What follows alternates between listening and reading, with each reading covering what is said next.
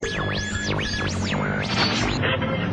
had a little man. The fault. We believe that all men are created equal. To the magnificent mosaic that is America. From radio beacon to radio beacon.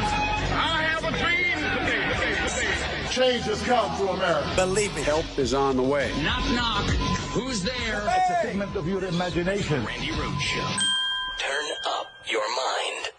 More than 1 million Palestinians to evacuate their homes within 24 hours as it continues to attack the Gaza Strip and cut it off. Israel told Palestinians living in northern Gaza, which includes the crowded Gaza City, to head south below the Wadi Gaza Valley. Israel says it had no choice but to attack Gaza to disarm and deter Hamas after its gunmen butchered 1,300 Israelis and foreigners and kidnapped upwards of 150.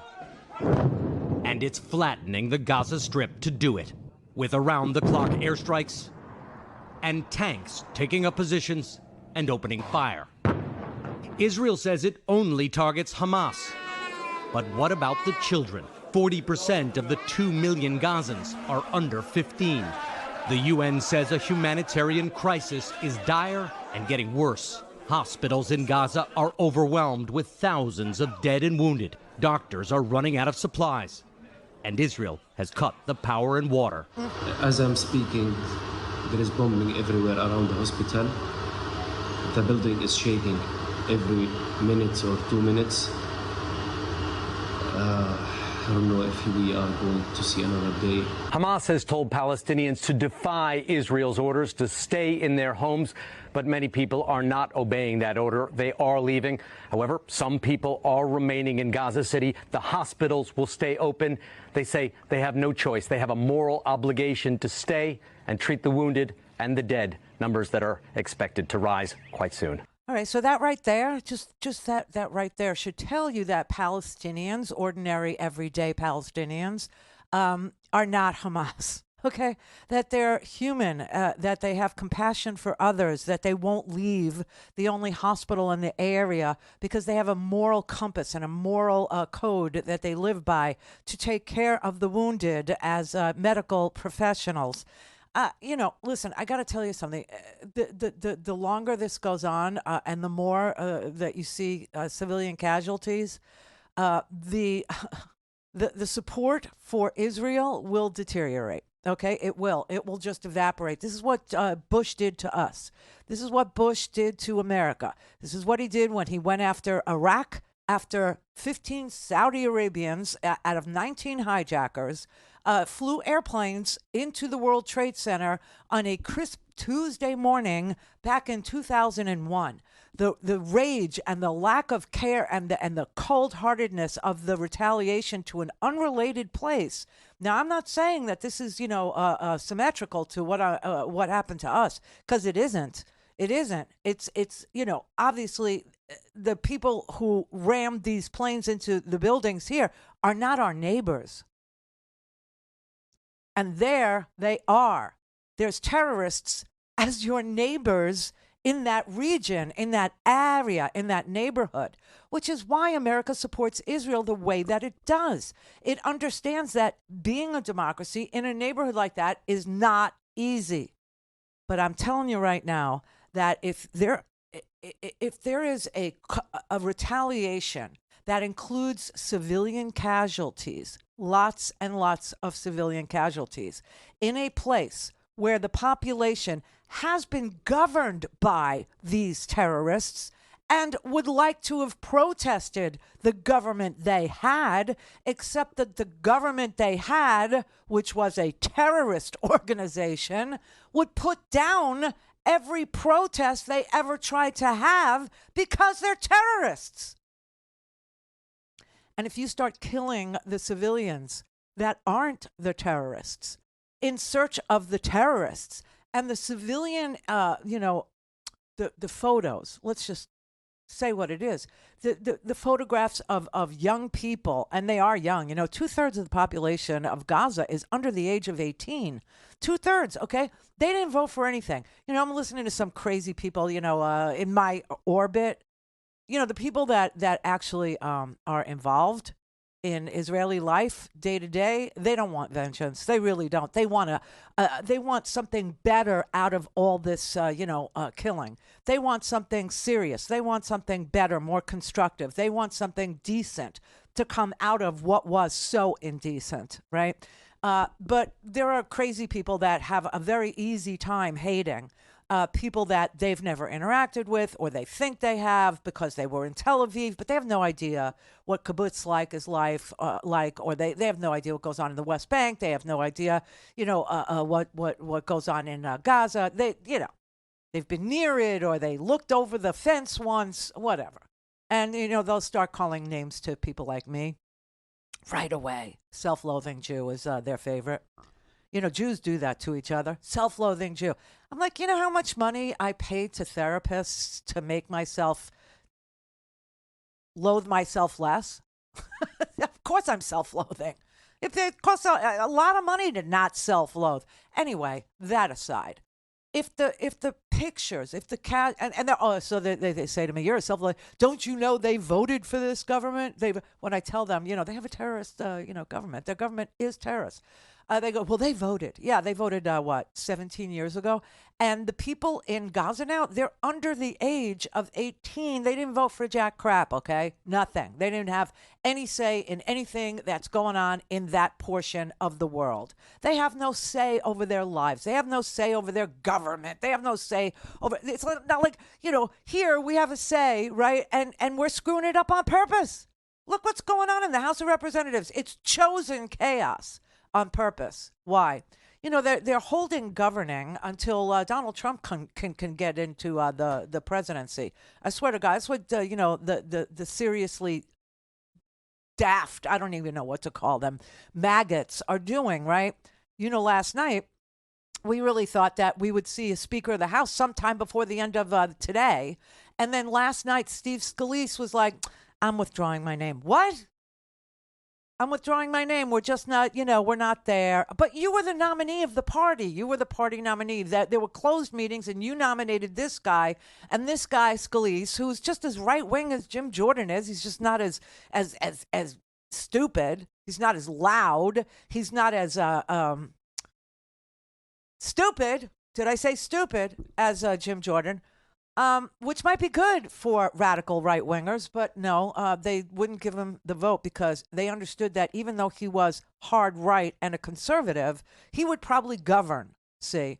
And they don't want any governing. So they need a guy like that. They need a guy like Jim Jordan who won't govern, who will refuse, who will default us, who will not pay our bills, who will literally put us into the most chaotic situation on the world stage as this global, I don't know if it's going to be World War III or not, but as it's unraveling, the United States of America, the minority of the GOP that is in control of the House of Representatives right now, and also, the Tubervilles in the Senate, where they're holding up ambassadorships and commanders and promotions to the Air Force, promotions to the Navy, right? All in service to, the idea that America should be as chaotic as possible and as weak as possible in this coming time. It's very sad. It's very sick. But that's how weak Gaza is, okay? The people there, they have no say over their government, just like a lot of us feel kind of helpless about our government. But at least we live in a democracy where the system is somewhat likely to respond to the people there. If the people come forward and say, we really hate that we have terrorists as, our government, our official government, they go, oh, yeah? And then they kill them. We're not there yet.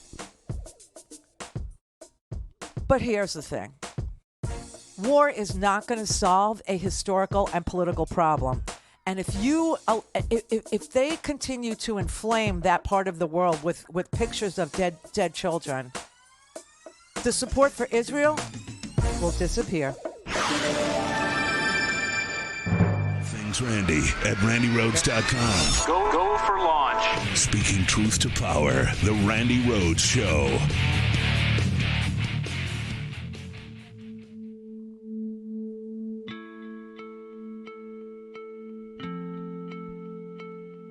This attack was a campaign of pure cruelty, not just hate, but pure cruelty against the Jewish people.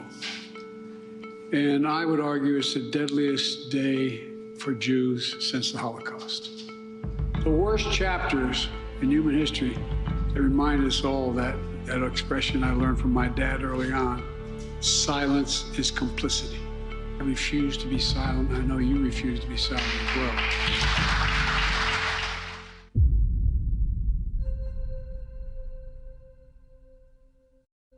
And when they have people saying the wrong things, everything they say is being digested by these people because they're vicious and they're smart. And so we were disappointed by that, very disappointed, but we did the job ourselves, and it was absolute precision, magnificent, beautiful job. And then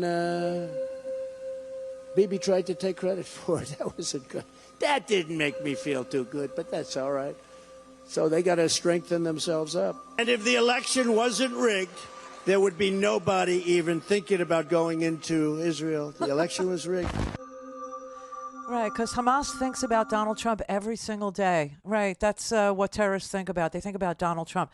I mean, this is so sick and twisted, and he's literally losing his mind because he knows he's going to lose, and he's going to go to jail, and he'll probably die in prison for violating the Espionage Act, with the documents. And, I just, general fraud, lying. America's not going to vote for him. I'm sorry, they're just not. But the tyranny of the minority in this country is really it's an 11. Do you know what I mean? Like this one goes to 11. It is an amazing thing how one person, Matt Gaetz, can hobble our entire government and get away with it. And people in this country, you go, well, why aren't they protesting in Gaza? How come they're? Because, they have a terrorist as a government, and if they protest, they just shoot them dead. Here, you have no excuse. So I'm not 100% clear, why people aren't, just foaming at the mouth saying this man cannot be in any position of honor or power in our country ever again. He's bat crap crazy. He's a fraud. He's a con man. He doesn't give a damn about anybody's safety and security except his own. And that is basically the platform of the entire Republican Party, because Matt Gaetz and Jim Jordan and, some of the real super crazies in the Chaos Caucus there, the Chaos Crackers, the anti-freedom crackers that are holding our government hostage, literally hostage, and not allowing us to do any business at all, including pass a continuing resolution to fund our government. November 17th is quickly coming.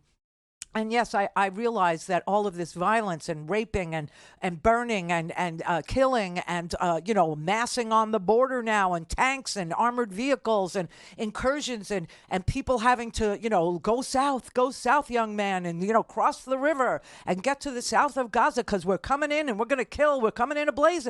All of this is very dramatic, I understand. But the idea that, the Republicans are literally hobbling our government, wrecking our government, the way Netanyahu was dismantling the democracy in Israel should not be lost on anybody, because now you can see what the result of dismantling a democracy, a great democracy, a democracy that has survived all kinds of, stronger opponents, a democracy that has survived challenges from terrorism. They have, there's a lot to learn about, what's going to happen here if you look over there. There's a lot to learn. And the other thing about what's going on over there is people here are using it to divide us even further over here. That is so Russian, I can't even tell you. I can't. I think you've been through it. I don't know that you recognize it.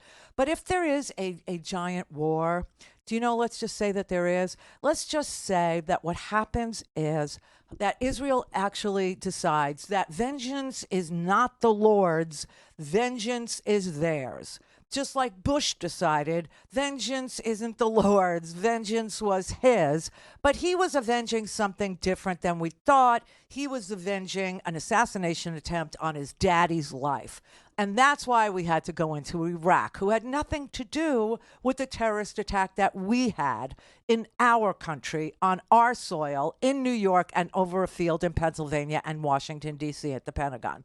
Okay? Nothing to do at all, Iraq. Nothing. Zero, zip, zilch, goose egg, donut, squat. But, Saddam and his daddy, they didn't get along. Okay. So let's overthrow Saddam. Let's do, regime change in Iraq. Let's do that. You know what's going on in Palestine is regime change. You know that, right? Because Hamas is a terrorist organization and they are the government. So basically, if you had to boil it down to what's going on, it's regime change. Now, if you're pro-Palestinian, that should be a good thing for you. The unfortunate thing is that the terrorist government uses ordinary people, Palestinians, as human shields. And that's why today when you see, look, we've gone over the population of this strip, right? 2.2 total, half of them children, and 430,000 of them that live in Gaza, Gaza City. They've already gone. They've already left. The people who were able to get out, the people who do have cars, the people who did have fuel, the people that were able to, at the very beginning of this, they understood no good was going to come. They've been through so many retaliations for their terrorist government's activities, and they have paid dearly for their terrorist government's activities, and so they knew to get out. So about 430,000 people from Gaza City, they've already left. They're gone. So that leaves about 500,000 people who couldn't get gone.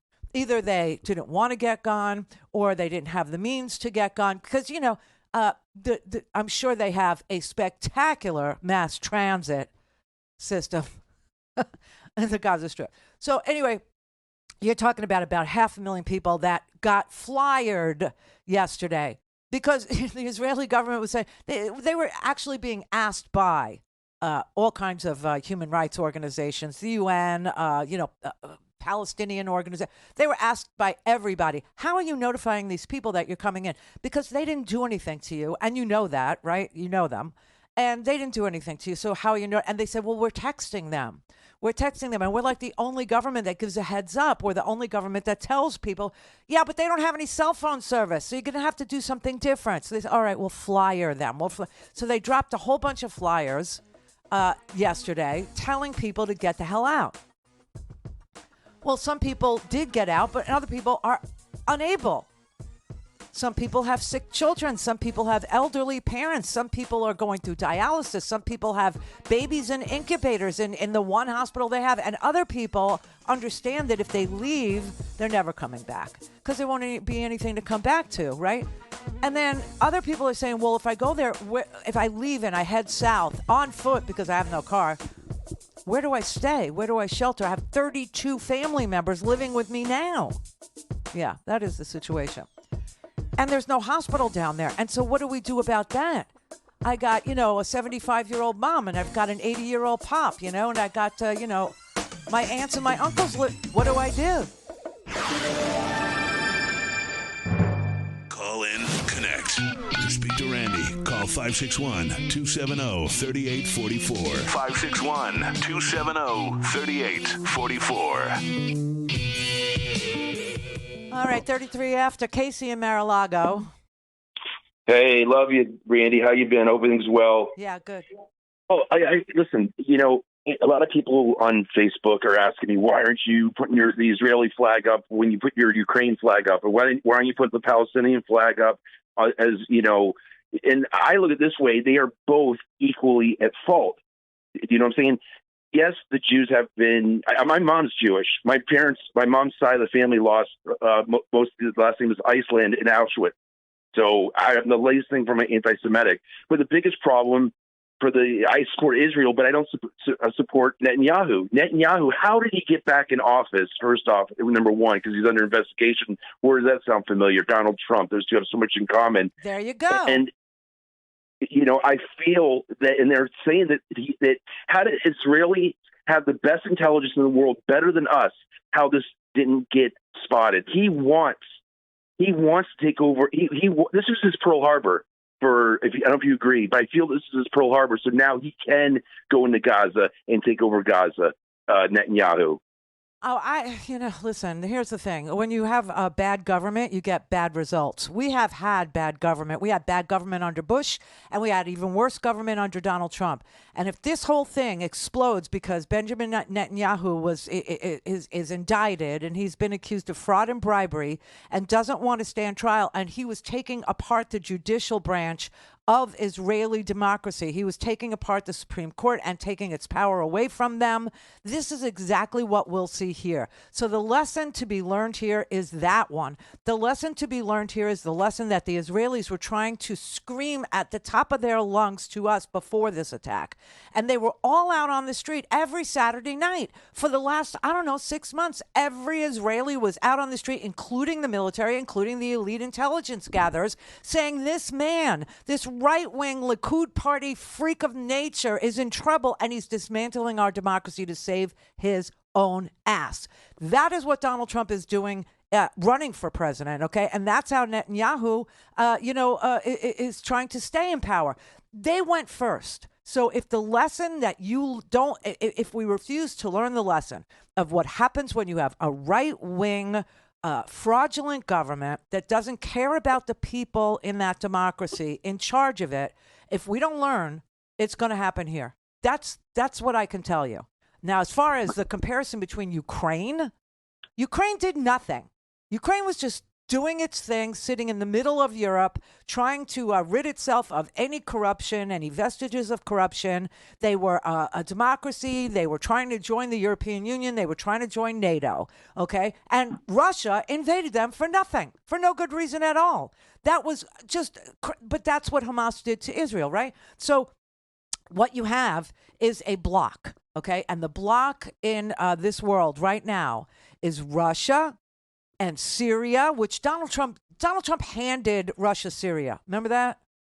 Yep. Okay. And he also abandoned the Kurds, which was just another story. But we have an inept, corrupt president who handed Syria to Russia. Now they have a block. They have Russia, Iran, Syria, Lebanon, maybe, against the United States, Israel, Ukraine, and all the NATO countries. And that's how it shakes out, okay? And it will all have happened, again, because of right-wing fascists. It will all have happened again. Yeah, but hear me out, though, okay? And again, I support Israel. But the thing is, though, and this has been going on for the last 15, 20 years. I support Israelis, but their government is a right-wing government that is led by a man who is more preoccupied with himself than he is with the security of his own country. Right, but the thing is, though, Israelis, soldiers, there's video of them basically killing Palestinian children. I mean, not yesterday, not recently, but I'm talking about in the last 20 years. I mean, it's not like Israel's just innocent bystander. I'm sorry. I mean, who has been the prime minister of Israel for the last 20 years? Netanyahu? Yes. Right. That's what I'm trying to say. Well, I'm agreeing with you that he is the worst possible leader for that nation in the history of that nation. He is he's anathema to democracy. He's opposite of peace. And this is why I'm saying to people that if they don't understand that the Israeli people, especially the ones who live near Gaza in those kibbutz, don't want violence as the answer to this. They want to see something better come out of this. They want to see something more decent for the Palestinian children, for the young people in Palestine. They want to see something better. And they're saying, listen, if you don't get smart and you don't, if you think that you're justified in your fury, and fury replaces reason, as it did in the United States with the 9/11 attack, to the point where we invaded a country that had nothing to do with it because we were so angry. You have to kill somebody. You have to do something, right? So if the people in Israel who say, we need to be colder and more steely-eyed and more focused on what do we want out of this. And if we just keep repeating this cycle of killing, it's never, ever going to produce anything good. No, I agree. But listen, I agree with you 200%. But the biggest thing now is it's pretty funny now. Now Trump has turned his back on Netanyahu. It's like where do the MAGAs go now? Are they still going to? I mean, like, are they now not going to be supporting Israel? Like, I swear this man is like the Pied Piper, Trump. And the one thing I can only give these conservatives, these MAGAs, these domestic terrorists, is they are freaking loyal. They are absolutely loyal to this man. I mean, well, because it's a cult, and he could tell you that up is down and black is white, and you're through the looking glass, and one day you love Israel, and the next day we were at war with Israel. This is Orwellian. That's what 1984 is about. Every single day, the people in Orwell's 1984, Big Brother would tell them that they were at war, but they would change the adversary every day, and people would just go along with it. And why would they do it? Because they were allowed to rage, they were allowed to hate. And that was the comfort zone. And so you could change who you were at war with as long as you gave people permission to rage, as long as you gave them permission to hate. That's what Donald Trump gives them. That's exactly what he's providing them. So, well, he gave the platform. So here's all the evangelicals. Here's the Mike Pence types. Here's the people. Why Donald Trump chose Mike Pence in the first place was to keep the evangelicals, voting for him, right?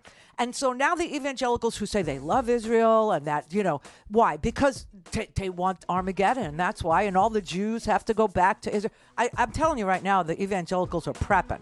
They're prepping. They're getting cute shoes for the rapture, and they're going to be raptured up, and all that's going to be left behind is adorable shoes. But they are turning their back on Israel if they support Donald Trump. Well, listen, thank you for, being a voice for, sane people around this country. I'm a voice for peace. That's what it is. I want power to the peaceful. That's where I want power to go. Power to the peaceful. Ukraine was peaceful. Okay? Russia actually invaded them. Hamas is not peaceful, and they need to meet their maker. There's no question, but not the ordinary Palestinians who've lived with terrorists.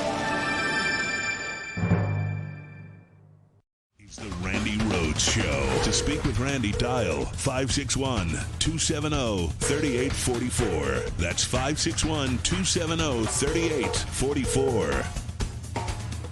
Instead of keeping terrorists and terrorist sympathizers out of America, the Biden administration is inviting them in. You know why?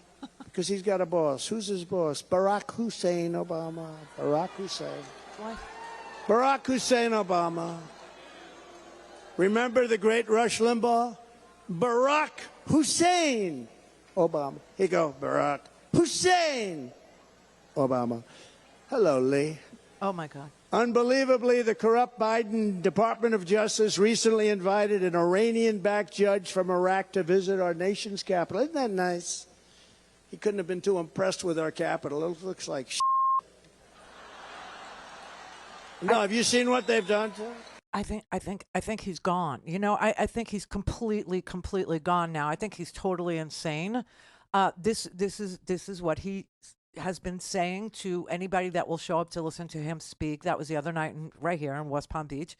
And he makes no sense anymore. He is deranged with anger and his own hatred, and his own future looks bleak because he is a fraud, and he is a person who traded our secrets for money, for ingratiation. I mean, the people that he showed the Iran war plans to, that's what it was, right? Remember? The people that he showed the Iranian war plans to were people that were fundraisers for the Republican Party. I mean, randos, and he just waves around our intelligence, and now you see how important it is. I mean, Netanyahu is the same guy. He's the same kind of leader. Boris Johnson was another douche. Okay, he was the one that looked like Donald Trump, who was prime minister in England for a little while there. The whole Brexit crowd, that whole group of right-wing lunatic fringes, the Marine Le Pens of the world. This is a very twisted, self-important bunch of elitists who parade around as if they are going to drain the swamp. They parade around as if they're the ones that can keep you safe at night. They parade themselves around as they alone can fix this crap. But they are deranged lunatics who are really only looking to benefit themselves. at our expense. And by ours, I mean a community of people in this world who would like to just go along and get along. And if we have differences, argue them.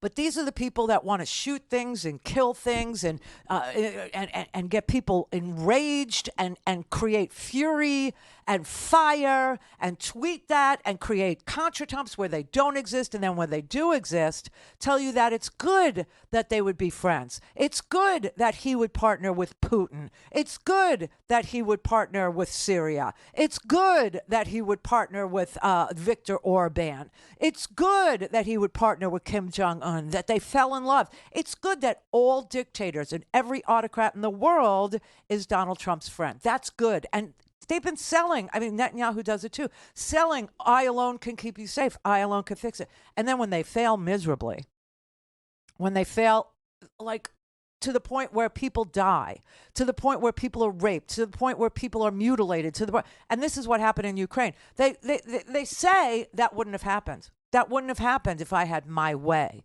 That wouldn't have. They wouldn't have even thought about it. As if Hamas really gave a rat's ass about, Donald Trump. I mean, it's so twisted and it's so far from any truth that you can't even see the truth from there. And it's dangerous. That's the point. It's really dangerous. Fomenting all this you don't have to fake rage, okay? The people that live in Israel, they know who their enemy is. And it's not the Palestinian people, okay? It's not the Palestinian children. It's not the young adults in Palestine. It's not Palestine. It's Gaza. But they know that the enemy of peace has been a group of right-wing lunatics that, I mean, just today there was violence in the West Bank. A settler, okay, people that actually go into the West Bank, kick people who live there, kick Palestinians out of their homes, take their homes, and then when, things get heated, they either, today they shot a Palestinian man. They shot him. The settlers shot a man. Killed him. No, I don't know if he's dead. Hard to know. Saw him being carried away on a stretcher. I mean, that's what right-wing idiots do. That's what right-wing rage monkeys do. That's what people who are told the rules don't apply to you feel free to do. And, most people in this world are really tired of it. They really are. And using crises one after the other for partisan advantage. This is why Israel had to form a unity government almost immediately. This is why it had to happen that way. Now, we don't have that option here, okay? They're a parliamentary system, okay? We're not even a representative democracy. We're a gerrymandered representative democracy that cheats constantly in order for them to retain their power and still maintain the veneer of democracy. But over there, they have a parliamentary system. And they were they had to form a unity government because, remember this, the military, the IDF, the Israeli Defense Forces, the reservists, okay, who make up the IDF, they were on the street with protesters who were protesting the Likud party, protesters who were protesting what we would call the GOP, protesters who were protesting Netanyahu, what we would call Donald Trump. They were all out on the street saying this man is trying to dismantle our democracy to protect his own hide, to protect his own self from the indictment that he's facing. And Donald Trump is doing the same damn crap, okay?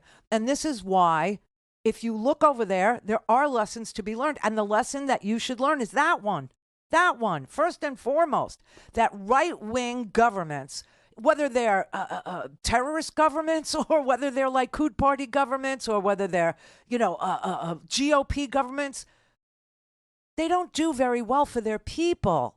Their people are always left in the lurch. Their people are always left to pay the price for their grotesque decisions. Always. It never ends until we say it does. And I'm telling Israel, it doesn't even matter. People know this. People intellectually know this. Good people of all stripes in this world know this, because we did it.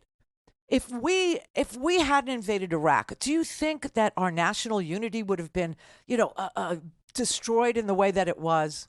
I don't, because we had national unity after we were attacked.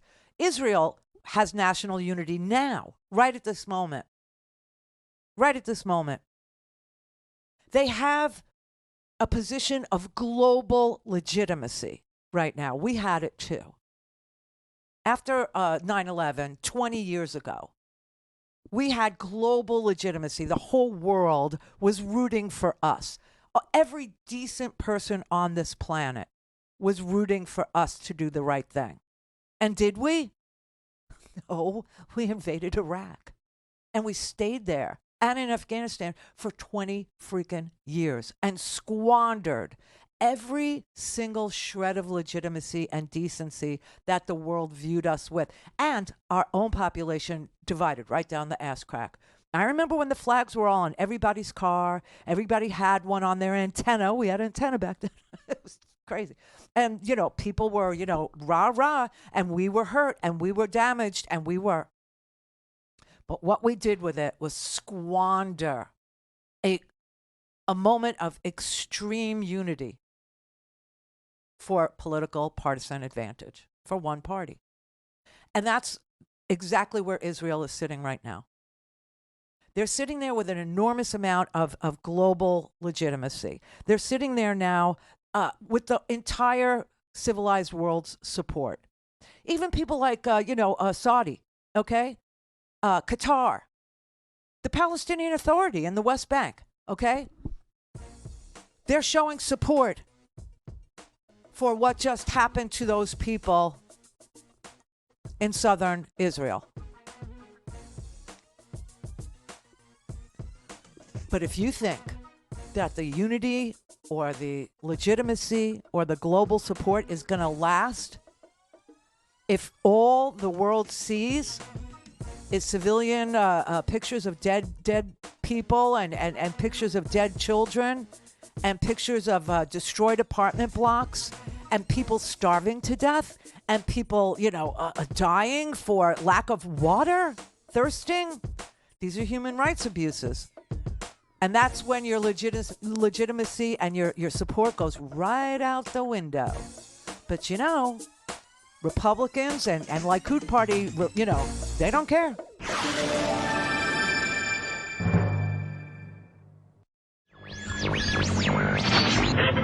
Mary had a little man. The fault. We believe that all men are created equal. To the magnificent mosaic that is America. From radio beacon to radio beacon. I have a dream today. Change has come to America. Believe me. Help is on the way. Knock, knock. Who's there? It's a figment of your imagination. Randi Rhodes Show. Turn up your mind. Whiplash on Capitol Hill. Congressman Steve Scalise dropping out of the race for Speaker. What? Just one day after being nominated. Our conference still has to come together and is not there. Scalise was scrambling to secure the votes, meeting with Republicans behind closed doors for hours, but in the end, it wasn't enough. There were games being played, and I said I'm not going to be a part of it. Scalise could only afford to lose 4 Republicans. At least 15 were against him. I can count votes, and the votes aren't there for Steve. All of it throwing the House into even more chaos and uncertainty. It is getting tiresome. It's time to move on. We've got to lead. How quickly does the party need to unite? Yesterday. Yesterday.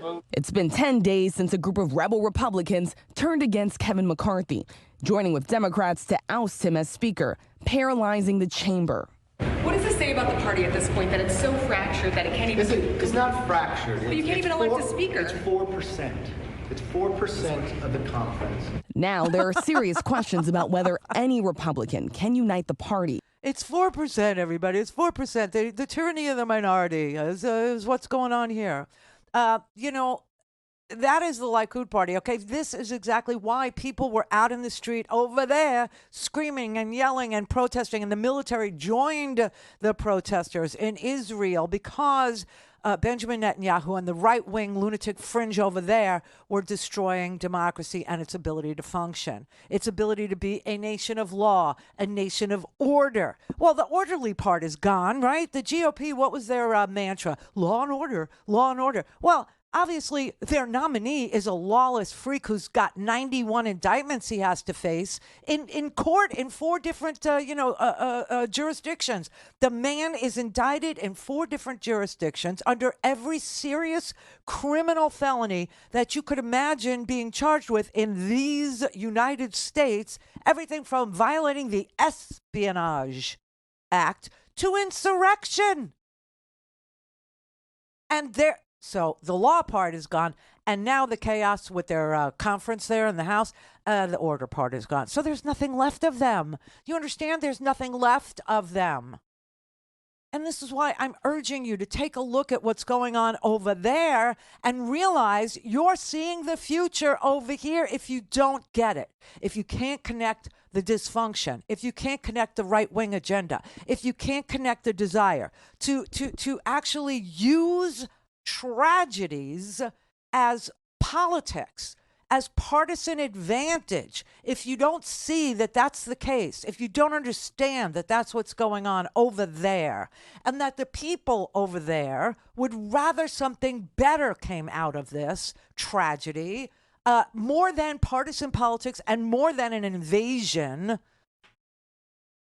then we're going to actually go through it ourselves. You know how they always say, well, we're about to go through some stuff. That's the stuff we're about to go through. I don't want to go through that stuff. I really don't. We've been through, but it was over there. It was over there. But we've been through pictures of torture and pictures of nudity and pictures of people with hoods on their head and pictures of death and destruction in response to a terrible tragedy that the country we invaded had absolutely nothing to do with. And what came of that? Did anything good? Did we get anything good out of it? I would say no. I would say no. You know, you go after the people that did it. You don't involve the bystanders, okay? The innocent bystanders who have also been, abused and treated horribly, limited in their movement, in their speech, in their dreams, in their hopes, in their honestly, I don't know what else to tell you, okay? The origins of America, let's do it this way. The origins of America are complicated, but here's what I would say.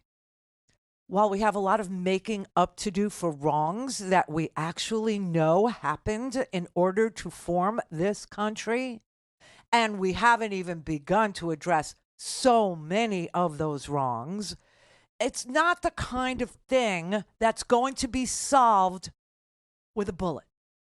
Okay? It's not the kind of complex history that's going to be solved with a war. It's the kind of complex history that's going to be solved with discussion and agreement and enlightenment and acknowledgement and amends, making them. Same thing over there. Very complex history, horrible politics. When you have bad government, you get bad results for people, ordinary people. And they have bad government, both places. Hideous government, both places. Now, Hamas is a terrorist organization. There's just no getting around what they are and what they did and who they are and what they want. You know, if this thing actually, you know that it's going to be a trap. They think they could take on, Israel. Now, what's making them think that they could take on the IDF? What's making them think that? They're not alone. You understand that? They're not going to have to do this alone. I'm telling you, Russians took over in Syria. Russians actually helped the dictator there in the middle of his civil war. It was a civil war, okay? And Russia went in there and Russia said, we got you, dictator man. We got you, Assad. Wait, we're going to... And exactly what is being planned here was actually executed there. Exactly what was executed in Ukraine against the Ukrainian people, bombing maternity hospitals and apartment blocks and theaters and shopping malls and outdoor, restaurants and, kindergartens. The whole thing in Ukraine started with the bombing of a kindergarten. See, this is what autocrats do. They go for the children. They always go for the children, and they use rape as a weapon. This is so unbelievably predictable because we've seen it recently. It's not even like you have to remember history or anything. I mean, the tactics and the techniques and the terrorism that's being deployed against innocent people in southern Israel is exactly what's being deployed against the Ukrainian people. Now, neither one of those people did jacks. They did nothing. They did nothing. They're paying for bad government on both sides. And, if you just left it to the peaceful, if you just gave some power to the peaceful, if you gave power to the people, it would be fine. Everybody would work it out. They would. But they don't want to work it out. They want to use it for partisan advantage. They want to use it for power. They want to use it for bad purposes, okay? And somewhere along the line, people are going to get hurt. This is a moment where the whole world has got to say, cruel treatment begets cruel treatment. And so if you understand that, but I will say this, the uber left is out of its mind when it says that terrorism is just a form of resistance. I'm sorry, terrorism is not just a form of resistance. Terrorism is satanic. Terrorism is personal. Terrorism is out of control rage. Terrorism is an admission that you've lost your ability to solve a problem. It's an abject admission of humanitarian failure. You have sold your soul to the dark side, period.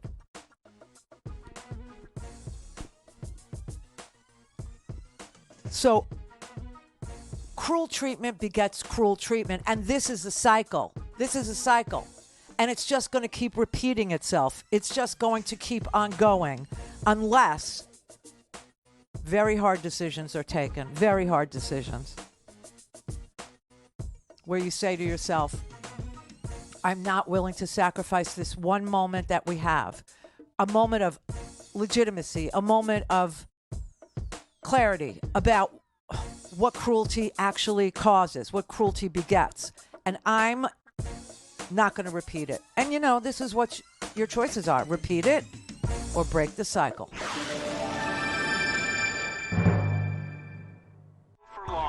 Speaking truth to power, the Randi Rhodes Show.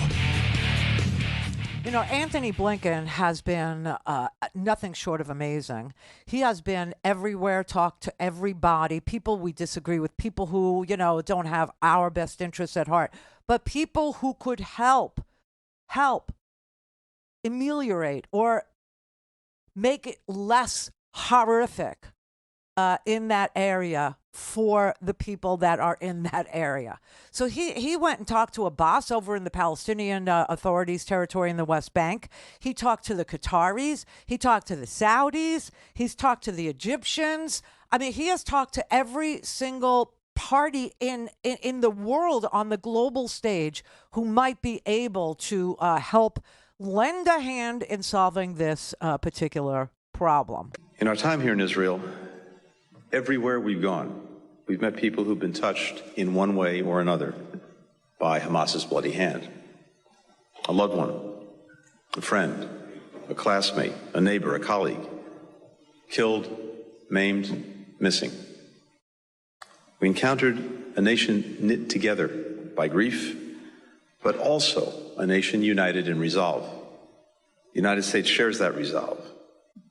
We stand shoulder to shoulder with the people of Israel. From here, I'll go on to Jordan, where I'll meet with His Majesty King Abdullah and with Palestinian Authority President Abbas. And then over the coming days, we'll visit with leaders in Saudi Arabia, the United Arab Emirates, Egypt, and Qatar. Across each of these engagements, we'll continue pressing countries to help prevent the conflict from spreading and to use our leverage with Hamas to immediately and unconditionally release the hostages. We'll also discuss how we can continue to make real our affirmative vision for a region that's more peaceful, more prosperous, more secure, more integrated. And in fact, that is the choice. And the choice in some ways has been made even more stark by the actions of Hamas on Saturday.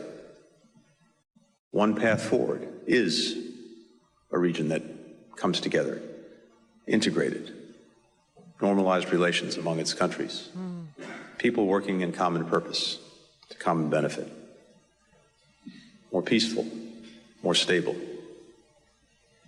Then there's the path that Hamas has shown in stark, clear light: terror, destruction, nihilism.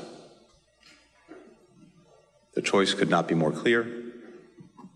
We know the choice that we're making, our partners are making. We have work to do to carry it through. Some people actually get this crap. Some people actually understand what it is they want to see happen as a result of a moment of incredible global legitimacy and unity, and not to fritter it away and not to squander it on political opportunism and chaos and protecting your own self from a moment of truth. Go to court, defend yourself, get the best, presentation of what you did out in front of a jury, and live with it. And stop punishing innocent people who are victimized around the world and here. Because you see a benefit in enraging. You see a benefit in chaos. You see a benefit in division. Every now and then, Randy, somebody wanders in front of a microphone in D.C., every now and then, that is composed and reasonable and, most importantly, intelligent on what they're, in terms of what they're speaking about. And Blinken is definitely one of those guys. He's like a beacon in the middle of this chaos. If you look at all the people that work for Joe Biden, if you look at his Secretary of State Blinken, you look at John Kirby, all the people that speak on behalf of various organizations inside the government. And Lloyd Austin, these are exceptional people. These are smart people. These are people who think issues through. These are people who don't commit to something without knowing pretty much what the end result will be, meaning an exit strategy. Well, do you really think that we would have invaded Iraq had we not had George W. Bush as president? Because I don't. I don't think there would have been a chance in hell that we would have gone into Iraq as a result of 9/11. Holy crap. It matters who the leader of a country is. And I hope everybody can learn that from a distance. I hope that everyone can see over there what it looks like when you have some president or prime minister that is preoccupied with their own position, with their own interests over the interests of their people. Listen, let me just show you this, okay, and then we'll go to the phone. But honestly, they polled people in Israel, and the polling is so piss poor for Benjamin Netanyahu. It is so completely disgusting. Only 29% of Israel think that Benjamin Netanyahu should continue as a prime minister. They do it like by points, like how many 1 to 10. What do you give them? He got a 4.2 out of 10, which is like 42%. But then 42% of the people in Israel gave him a 1 out of 10. A 1. This is what you're not being told. You're being given very complicated result of a complicated region with a complicated history and very sick politics. And you're being told, like, this is the way it has to be, or this is what they wanted to. That's just not real. That's not. It's as if people would look at the United States and see Donald Trump doing something and saying, "What the hell is going on there?" Well, that's what you should be seeing when you look over there. What the hell is going on? This is kind of what everybody thought when we invaded Iraq, and it's like I'm telling you, you have this moment where you've been so demonstrably wronged, where there's been so much violence perpetrated against innocent people. And the world recognizes that. People in the world are definitely, good people for the most part. People have compassion. They have humanity. They want to live in a secure and peaceful place for the most part. And when they see, something like that, and they see horrific violence perpetrated on a bunch of, civilians, they'll tell you, do what you need to do. Do what you need to do. Do your thing. You do you. We get it. You have global legitimacy. You have global support. You're okay. And then the choice you make is yours. And if you make the wrong choice, all of that support just goes away. And you know what Zelensky, you know what he said when he was first, he said, you don't want to be alone in the world. You don't want to be alone.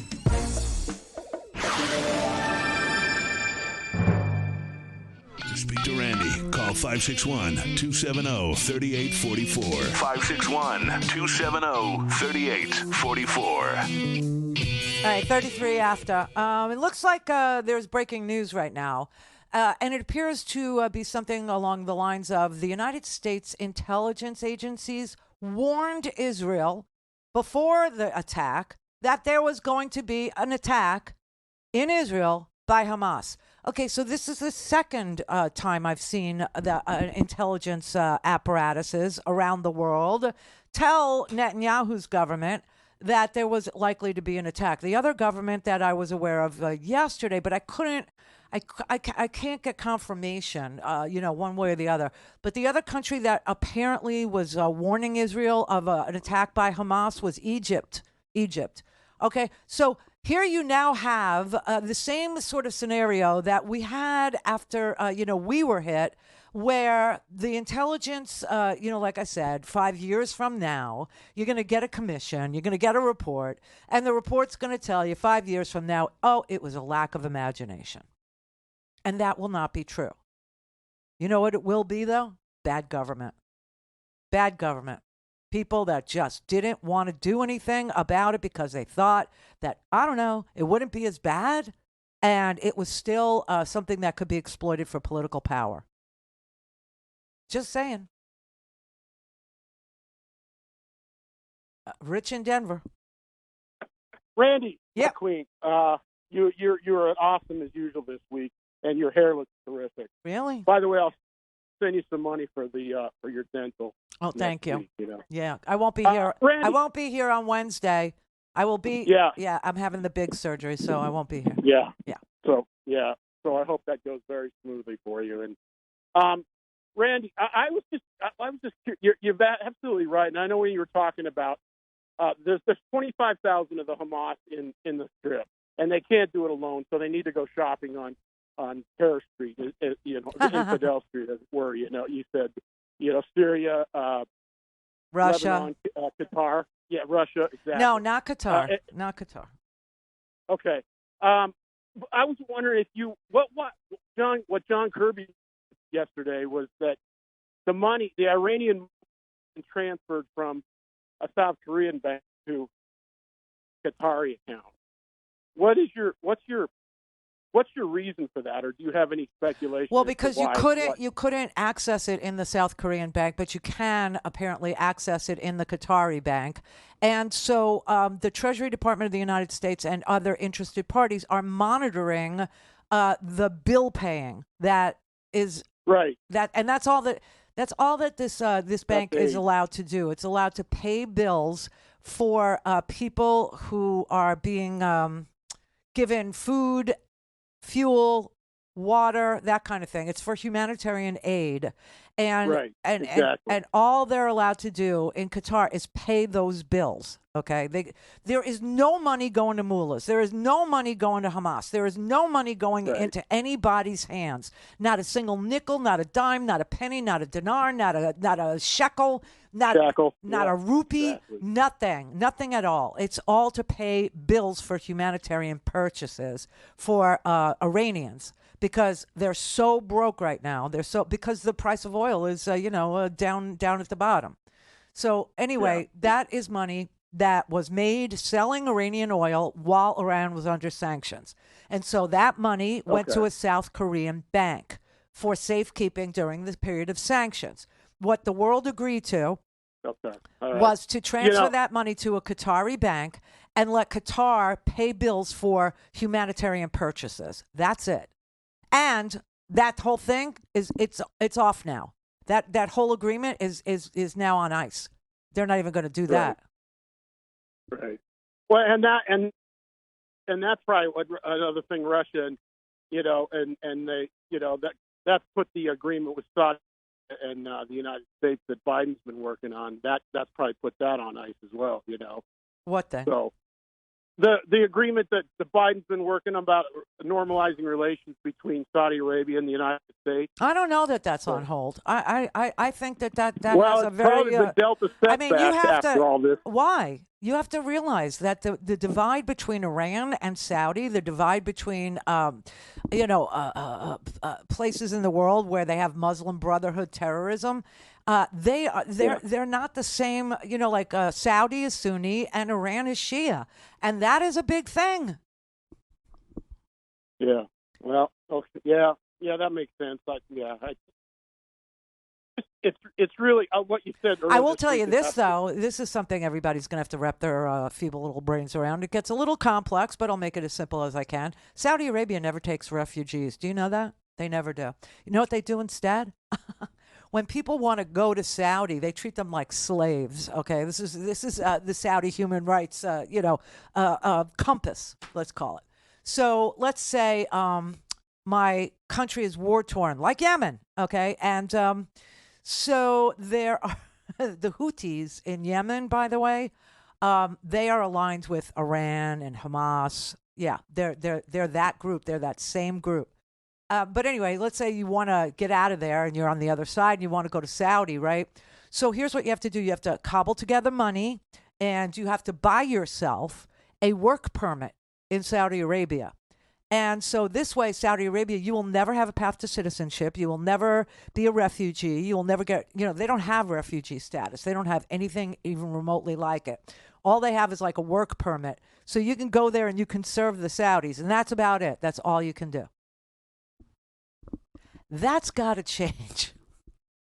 That is the richest. Now, what they will do, though, in order to excuse their bad behavior in this manner, they will say, but we'll give you tons of cash. We'll give you so much money. We'll build infrastructure for you. Okay, Chinese do this, too. China does it all the time. China will go into Africa, and they'll say, oh, you have copper? Okay, we need copper. So you know what we'll do? We'll build you roads. We'll build you bridges. We'll build your infrastructure. That's what Saudi does, too. But it's so interesting, that they will not take any refugees. You know who does take, and this is another lie that gets peddled all the time. I heard Ron Death Sentence peddling it today.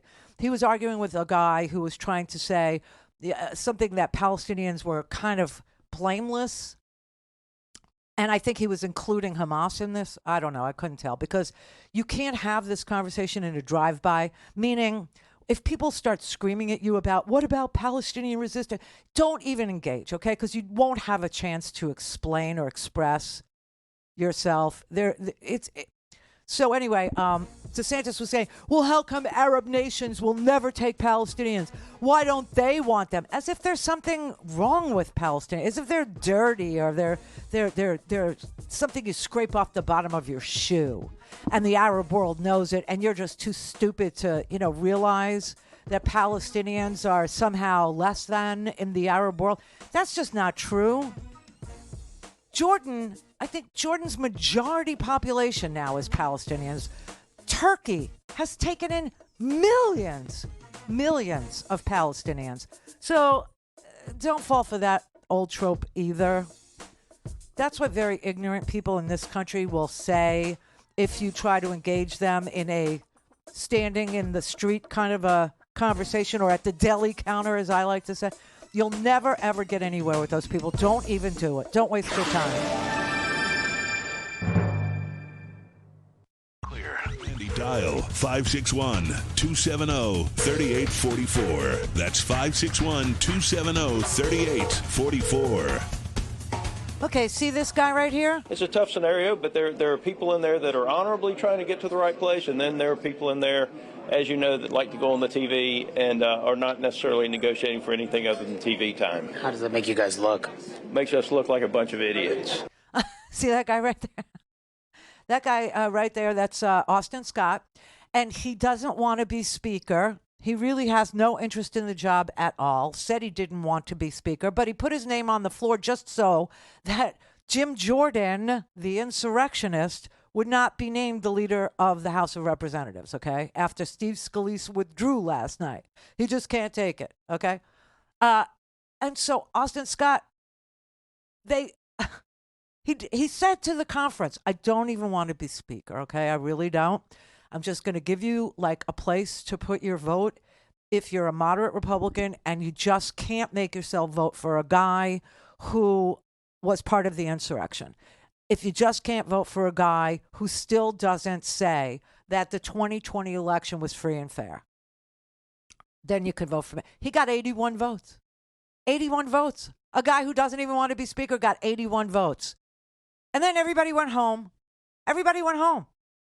So we still don't have a Speaker of the House. We still don't have the ability to govern or legislate or do any damn thing at all in the United States in this time of peril, in this tentative time of, trying to support allies like Ukraine, trying to support allies like Israel. And why would we continue to support Israel even though we hate their right-wing policies that have been in place for 20 years and produced absolute mayhem? Because they're a democracy. That's why. They're a democracy. Same with Ukraine. They're a democracy with bad neighbors, really bad, ugly, aggressive neighbors. And so when it's hard, that's when you're a friend. When it's easy, that's a no-brainer. But when it's difficult, that's when friendship matters. Brian in California. Hi, Randy. Hey. I feel like I'm living in a Orwell novel. Right now. I know. It's terrifying. So, what scared me quite a bit, and I really, really hope that this actually doesn't happen, but if they're going to turn off the power in Gaza, they're going to shut it all down. They did. So, you know what the scary part of that is? That no media is going to be coming from there. No pictures, no internet. They don't have their cell phones are all going to die. They're going to be left in a desolate vacuum. They are of silence. It's not and their that just terrifies me. Brian. Yes. It's not they're going to be. They are. They are. Yeah. They're in the dark. They're in the dark. They have no television.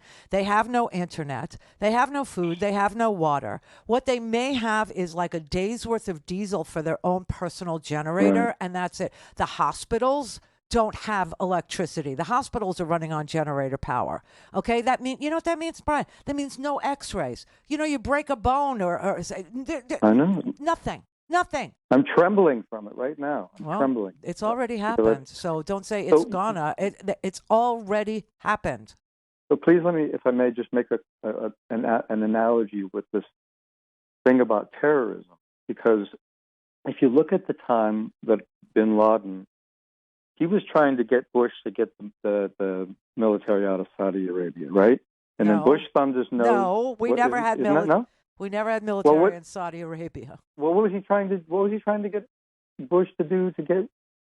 Well, somebody he wanted to get out of Saudi Arabia. No. No. Okay. Well, whatever. Then why did Bin Laden say that he was going to attack the tower? What was his What was his reason?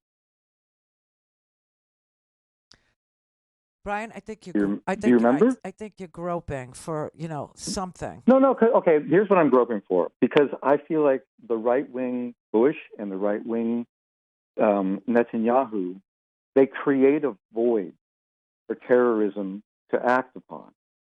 But the scary thing about those two things is when that terrorism is acted upon, it gives the right wingers an excuse to do something even bigger, right? Like attacking Iraq or attacking Gaza. That's what I feel that's what I'm feeling. Yeah. Okay. Well, you're wrong. Okay. Good. Thank you. All you. I wanted you to talk me out of the book. Thanks. I did talk you out of a book. It's not a book. This is real. This is the world in which we all live, okay? This is a world in which we have people who, for their own self-aggrandizement, for their own security, for their own personal political prowess, choose bad things for their people over and over and over again. Brother David.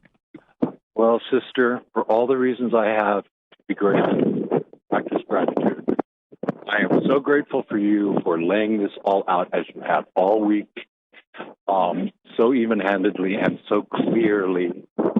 It is a frenzied, fundamentalist, fascist Friday the 13th. And of all the things you said, I said this in the chat room, hi chat room, when you said it's a trap. And boy, is it ever. I am redoubling my ongoing project to memorize Timothy Snyder's On Approval. I have officially taken early retirement, and underground I must go because it's here. We are at the tipping point as a planet, certainly as a country. What's happened over there it just seems so clear to me. It's next on the antenna here if we don't rally around President Pop and the people that are there and make this democracy work and be friends. I love what you just said about when it's tough, that's when friendship counts. Yes, it doesn't matter when things are easy, easy breezy. I mean, it's fun and it's good and it's, part of life, but that's not when you're tested. The test in life comes from the part of life when it's hard. Precisely. All right, you're like in the wind or something. Yeah, I am. It's fall here. Okay. Here, is that better? Yeah. But that's where we're at. This is a major, major choice for humanity. Yeah. That's what everybody has been saying the whole time, is that we're at an inflection point. Every single person of decency, every single person of wanting to make things, more forward thinking, more progressive, more prosperous, fairer, freer, more integrated. They've all been saying we're at an inflection point. Okay, it's a fork in the road, and what we choose now. Except we didn't know that there was going to be a terrorist attack. Well, some people did, but we didn't. And that makes it even more important about what we do next. I mean, if you look at the name of like every homework, every Substack, everything that I've done all week, it's been, what we do next is everything. Get ready. The next 72 hours, right? Power to the peaceful. I'm trying my best to make roadmaps for the fork in the road that we're at, and to try and show you that we've been at forks in the road before. And lucky us, we had FDR as our North Star. They had Mussolini. They had Adolf. They had Franco. Okay? We didn't. We had a democratic, progressive guy who believed that you beat back the Nazis and you save the people as best you can. And then you rebuild it. Can you believe that we spent all those years attacking a fascist dictatorship in Germany and liberating people in Poland and liberating people from German, death camps. And then what did we do? We turned around and we said, okay, and now we're going to rebuild your infrastructure. And now we're going to give you money. And now we're going to show that we were really your friend the whole time. And now we're going to come to the rescue of the innocent people who were hurt by this. And even the people who were bamboozled by it. Okay? Even the people who thought that was a way to go that could produce something good. That's what it takes. That is how steely you have to be if you're choosing progress, if you're choosing freedom, if you're choosing a path that produces prosperity and integration and freer and fairer systems of government. You have to actually say to like the people of the West Bank, okay, who aren't terrorists. You have to say to them, even though you may have been cheering Hamas the other day, we forgive you. We're going to choose a road of prosperity. We're going to choose integration. We're going to do things to build infrastructure. We're going to help. We're going to show friendship. If you can't do that, leave the conversation and leave it to people who can.